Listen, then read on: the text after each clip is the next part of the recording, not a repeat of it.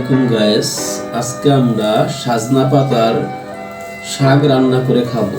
এটা অনেক সবাই বলে সুপারফুড নামে পরিচিত।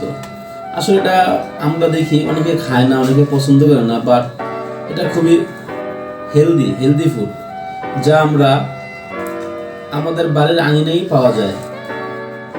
ঠিক আছে, আজকে আমরা সুন্দরভাবে এটা পাতাগুলা ছাড়িয়ে নিব। তারপরে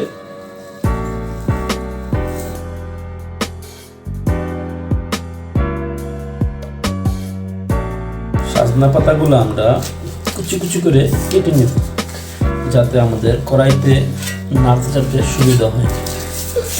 বাট অনেকে এটা করতে পারে না, তখন দেখা যায় কি এটা লাল হয়ে যায় বা সবুজ থাকে না।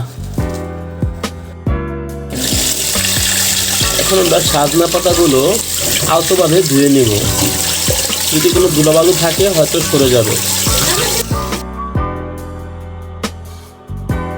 একটু শুকনো মরিচগুলো হালকাভাবে ভেজে নেব।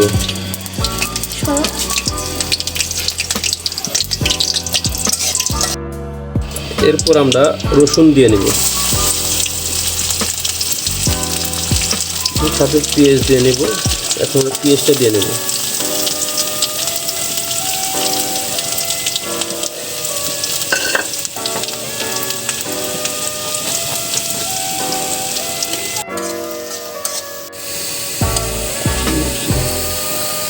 এখন আমাদের পেঁয়াজ এবং রসুন ও শুকনো মরিচগুলো ভালোভাবে হয়ে গেছে। এখন আমরা শাকটা দিয়ে নিব। এখানে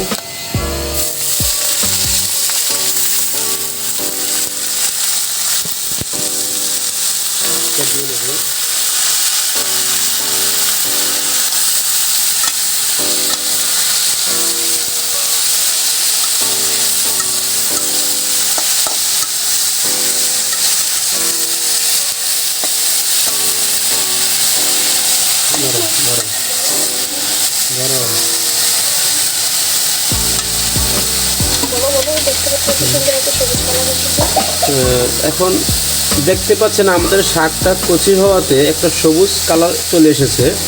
এখন আমি লবণ অ্যাড করব সামান্য পরিমাণ, স্বাদ মতো। না, ওইটাও এই লবণ ওটা দিচ্ছি আমি এর জন্য। এখন আমরা শুধু নাড়তে থাকবো, ঝাঁকানাকা নেড়ে পানি শুকিয়ে নিব, খাওয়ার উপযোগী হয়ে যাবে।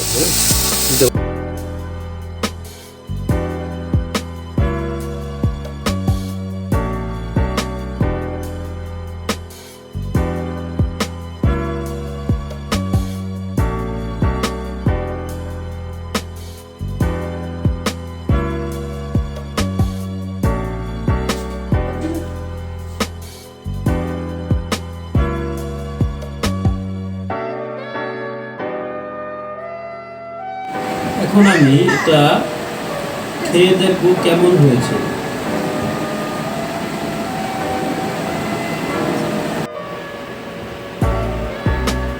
বিসমিল্লাহ।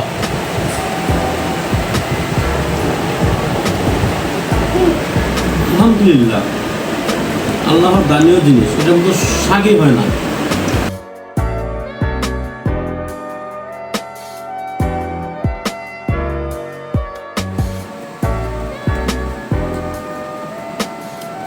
আসলে এক্সেলেন্ট, বাসা আপনার ট্রাই করে দেখবেন, সাথে সাধারণ পানি খেয়ে নেবেন।